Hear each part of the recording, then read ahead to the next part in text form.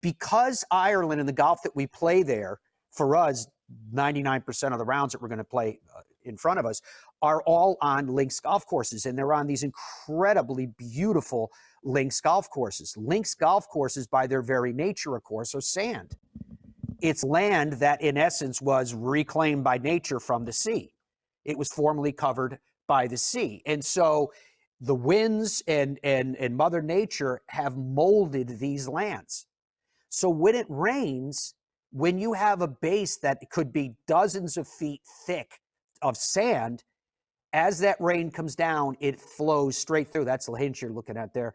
It flows straight through this turf and off and on its way. That's the Castle course at La Hinch. Dom, I think you'll get a chance to play that if you want to. Can I get a picture in front of that?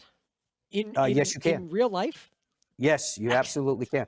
And so what I'm saying is it makes the golf course playable, where, for example, depending on where you're watching, say you're in the United States this morning, if it rains hard, even if it has a sand cap of a course that spent a lot of money in construction, say the sand cap is 8 inches or a foot or what have you.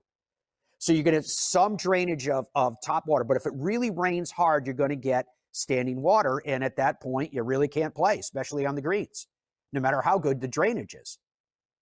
That's the difference. So I think what happens in Ireland is because they are courses, that's the old head that you're looking at there in Kinsale, because they are courses built on sand, you're playing through rainy conditions. So the impression is, oh, well, it rains there so much. I don't think that the weather, and everyone laughs at me when I say this because they tell me I'm very biased as an Irish citizen too, I don't believe that it rains appreciably more than anywhere else. It's just that you're playing through it or you're out in those elements because you can when it comes from a golf standpoint. Dom, I can't wait for you to see this course, 2.5 miles out into the Atlantic. So much history that surrounds it. It's mind-blowing. And yeah, for those of you that are looking at that shot right there, the drone coming up and going, those look like tropical trees. They are. That's another part of Ireland that's maligned. Everybody thinks it's so cold. But you go down in the southwest of Ireland, and it's got a very warm temperature year round. It's very rare for Ireland to get any kind of appreciable snow. On that drone footage there. Yeah, it's amazing. To think that I'm going to be standing that tee box right there. I'm going to stand on that tee box. You'll be standing on that tee box, and you're alongside of the bay where the German U-boat lay in wait. It's like this drone is panning up on cue here as if someone's operating as I'm talking about it. That's the bay that the German U-boat lay in wait that fired the torpedo that sunk the Lusitania.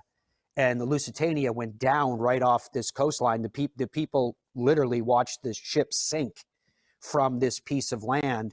And this is where many of the deceased and debris came ashore. So in the little town of Kinsale, the village of Kinsale, most of the graveyards are full of people who perished in that tragedy.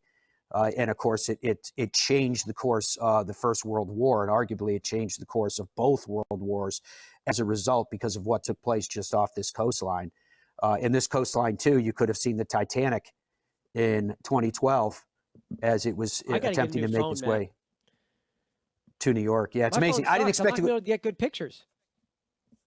Oh, yeah, you will. It'll be fine. There'll be plenty of opportunities, and everybody ends up No, I'm saying I need a new phone. My phone, it sucks. The pictures that my phone will take, we're not going to do justice. Clearly, look at this. I got to get something. I don't know. Yeah, this video here looks like it's Ballybunion to me. That looks like the par 4 11th that Tom Watson said is the greatest par 4 in the world. You hit either to that plateau. List, Matt, by the way. Please? What list? Of where we're playing and when. Oh, yeah. Well, obviously, Ballybunion, as I mentioned, you're going to have multiple rounds there as well. So anyway, I didn't expect to go down this road talking about all this Ireland stuff, but it fit. And because Don was talking about his new golf shoes that he got, as well as he was talking about his delicate sensibilities with these matters, I'm glad that it worked out for you and that you're happy. And so we're going to be very happy, no doubt, when we're bringing you a lot of this from Ireland in just days from now, just a couple of weeks. We leave. It's after the U.S. Open, obviously, because we'll be live from the U.S. Open that week. Then we'll be live from the Travelers Championship at that signature event. and then from there we'll be heading over, and that odyssey will unfold over the weeks that lie in store. Cannot wait for all of it.